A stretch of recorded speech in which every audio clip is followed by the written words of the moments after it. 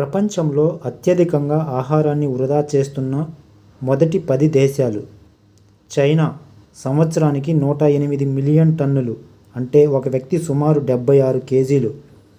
Bharat 78 million టన్నులు, ఒక వ్యక్తి సుమారు 55 కేజీలు. పాకిస్తాన్ 31 మిలియన్ టన్నులు, ఒక వ్యక్తి సుమారు 122 కేజీలు.